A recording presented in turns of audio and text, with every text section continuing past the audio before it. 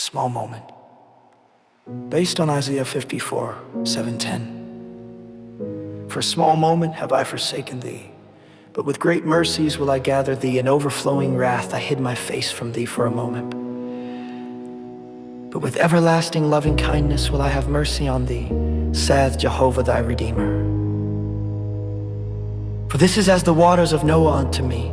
For as I have sworn that the waters of Noah shall no more go over the earth, so have I sworn that I will not be wroth with thee, nor rebuke thee. For the mountains may depart, and the hills be removed, but my loving kindness shall not depart from thee, neither shall my covenant of peace be removed. Saith Jehovah that hath mercy on thee. Isaiah 54, 7-10. Our text speaks of a small moment, but it is the moment of wrath. When God has forsaken us and hidden his face, while the waters of Noah cover the earth and the mountains are shaken loose. In a small moment Adam sinned, in a small moment Christ died on the cross, but how vast was the darkness of those small moments. Measured against the endless ages of mountains, sea, and stars, my entire life is a small moment. But when I consider that the riddle of my life is the moment of my guilt, the endless ages seem no longer than this one small moment. The dark years through which the nations are passing will someday be summarized in a sentence, a curious picture from the distant past. But what will then appear as a mere drop, our suffering, our helplessness, is right now a great ocean, because it is our distress. And someday there will be for each of us a small moment when we die. The gap behind us will close quickly, but that small moment will determine whether we pass from reality into nothingness, or from nothingness into reality. A moment of wrath, the prophet calls it. He does not comfort us the way people comfort one another, with cheap reassurances. He does not make easy what only becomes easy when you first accept it is impossibly hard.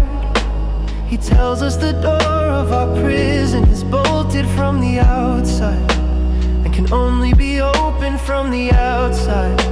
And then he says what one scarcely dares repeat, because God is angry, because he has forsaken us, because he has hidden his face. Every fiber in us resists this. You may have looked deep into the goodness and badness of human life, and you are still not ready to grant that the last word spoken from our side is that we are under God's wrath.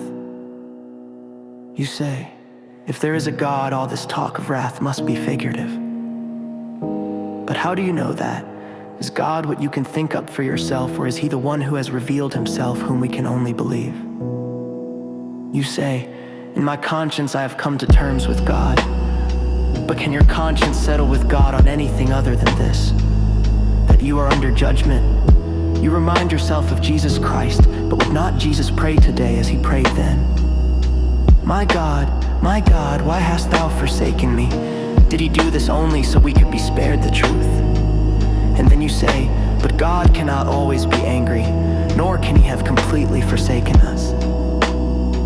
Now you are close to what the prophet says, for he says explicitly, a small moment have I forsaken thee. But listen, he speaks of that which remains when nothing else remains. He knows the moment is the moment of God's wrath. And perhaps our very defense against this word is itself the proof of its truth.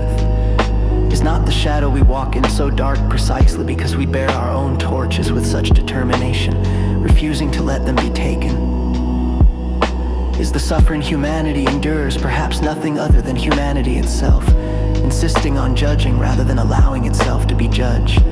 But now hear what the prophet says next.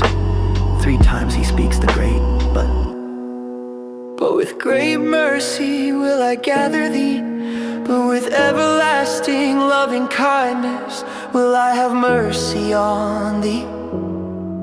But my loving kindness shall not depart from thee, neither shall my covenant of peace be removed. And for the sake of this second word, he spoke the first only because he speaks this glorious word. Does he speak the dreadful one? Only where this light is can that shadow fall. The way exists for the sake of the goal, not the reverse. you feel the difference between the prophets thundering, but, and the timid little, and yet that we keep in our back pocket for self-comfort? On our lips it is a wish that will never be fulfilled. On his lips it is a promise that carries its own fulfillment.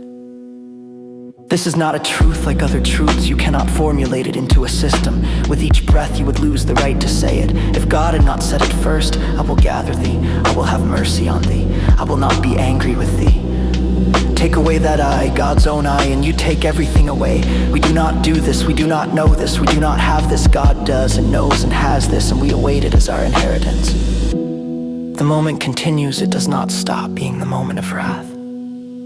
The answer can only be faith, and faith that is not empty-handed is not faith. The church must learn again to proclaim God's grace as God's word. Otherwise it cannot be believed. Without it we hang suspended halfway, not really condemned and not really pardoned, not really abandoned and not really hopeful. Everything by halves, everything weak. The prophet says, "Thus saith the Lord thy Redeemer."